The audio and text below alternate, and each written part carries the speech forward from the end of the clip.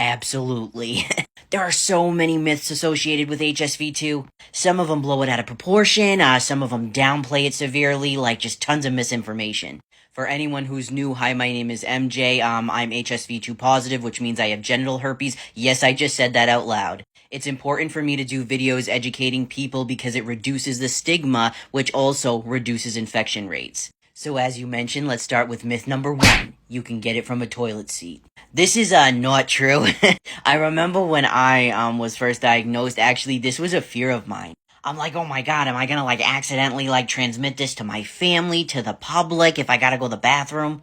I would obsessively, I'm a clean person in the bathroom anyways, but I would more obsessively make sure nothing was left anywhere, no spot of no drop of nothing. Cause God forbid, what if I infect somebody? Obviously I'm not saying not to clean a toilet and stuff. I'm just saying that I was obsessive. I was paranoid about it. It would be almost impossible to contract genital herpes from a toilet, and that's because the virus needs live skin cells to really thrive. So the same goes for a washing machine, swimming in a public swimming pool. You can't get it. Obviously I'm not a doctor. I know people are shocked by that. But research shows that when it comes to public facilities of any sort, you're not gonna get HSV2. Now let's get on to myth number 2. I'm gonna spread it to the rest of my body. So the majority of people with HSV2 are actually asymptomatic. They don't even know that they have it. But when they do show symptoms and they do have an outbreak or outbreaks, this typically signifies where the virus has kind of landed and where it's going to show up in the future. Your immune system, unless I'm assuming if somebody is immunocompromised, your immune system builds up the antibodies to fight off the virus, so you're not going to transmit it from anywhere to your hands, the rest of your body. It just doesn't happen. You'll hear people that will say well, I know that my cousin's friend's best friend's mother's uncle, they transmitted that. No, it's just not how it works. A lot of people, I've seen in message boards, they get nervous. What if I have an outbreak and I come in contact with it with my hands and then I touch my face? Is it going to get on my face? The odds of that happening are slim to none because your immune system, I said, has already built up the antibodies. So the odds of it showing up, anywhere except for the initial infection site or sites, is just near impossible. Very, very low chance, if any. But there is also a very popular and very dangerous myth surrounding HSV2, and this one insinuates that it can't be transmitted in a way that it certainly can. And that myth is, I can't transmit it if I don't have an outbreak. This is bullshit. I don't remember the exact statistics, but it's something over 70% of people that have HSV2 show no symptoms and have no idea that they have it. That's why it's so common, because they spread it having no idea.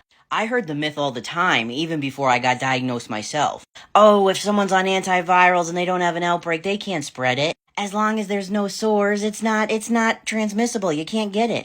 The fact of the matter is that whether somebody is symptomatic or not, they are still likely going to shed the virus.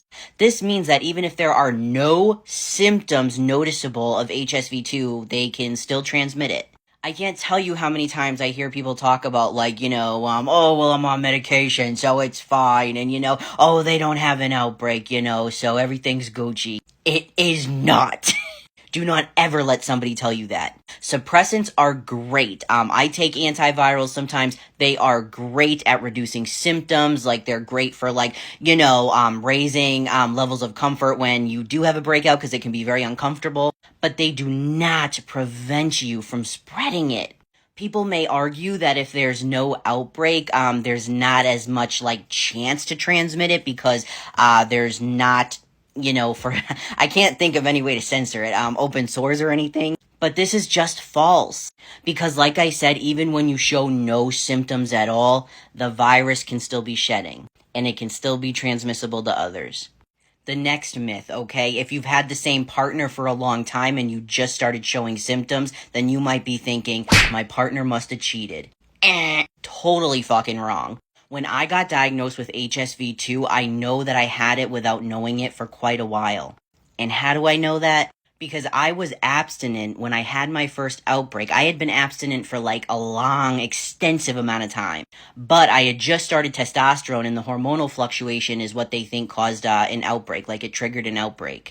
Many things can trigger an outbreak, like I said, hormonal fluctuation, stress. I think if you're like feeling under the weather with like a cold, the flu, I think that can trigger it. There's tons of it. You can look it up online. No, I'm not saying you like anyone watching. Like, I'm not saying that like, people shouldn't get tested. A lot of people think, like, oh, I'm married, I don't need to get tested ever. Like, I don't agree with that. I think regular testing is very important. I constantly advocate for it. Married or not, monogamous or not. But all of a sudden showing symptoms does not mean that your partner was unfaithful. In fact, they might not even have it. You might be the culprit. Maybe you just didn't know you had it that whole time. A lot of people ask me if I know who gave me herpes. I mean, I could guess, I guess. But I hold zero resentment, and the reason is because they probably had no idea, just like I had no idea. Just by looking at research, it shows that the likelihood of that person even knowing that they had it, showing symptoms, being diagnosed is like slim to none. So it's important when you first like show symptoms, don't start like pointing fingers right away unless you've like gotten regularly tested, for years and years. I just, you never know. Now, I saved the most influential myth for last. And that's for people who just got diagnosed and they are thinking, my life is over. Let me tell you something, okay? I got diagnosed with HSV2 probably about 7, maybe even 8 years ago. I don't know. I was 26 years old. I'm 33 now. I've been married for, I think, 3 years, I think. To be fair, he doesn't know either. And to this day, okay, I get reached out. So there is this really popular dating website for people with HSV2. They have been trying to sign me onto a brand deal since back when I only had like 70,000 followers on TikTok. I'm at 500,000. They still reach out once in a while. And at first I was like, why is this company, like a singles dating site, reaching out to me when like I have a family page that involves my husband all the time? And then it dawned on me, because I am the definition of life goes on. Not only do I have genital herpes, but I'm a trans man, I'm overweight, I'm bald. These are things that like society is just like usually it's like, it's the reaction is grotesque. And I never had a problem dating, I'll tell you that much. I have never had a problem dating. I've been in awkward situations, but having HSV2 has like literally never hindered my dating life in a horrible way.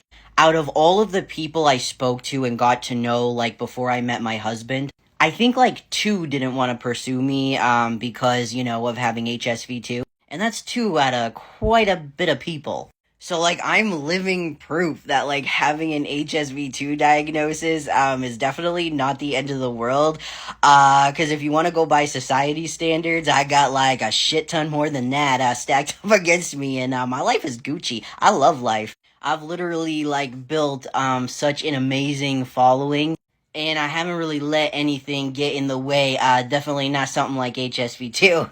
So I think that shows people that, like, life isn't over. Like, I'm telling you this right now. Like, I have women in my inbox. This is a very common thing women reach out to me about. And typically, like, they're very attractive women and everything. And I need to tell you, if I don't have a problem, you're gonna be fine. You're gonna be fine.